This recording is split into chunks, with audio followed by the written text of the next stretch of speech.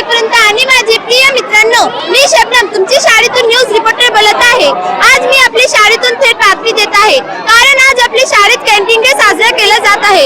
सर्व विद्यार्थ्यांनी छोटे छोटे खाद्य स्टॉल्स लावले आहे।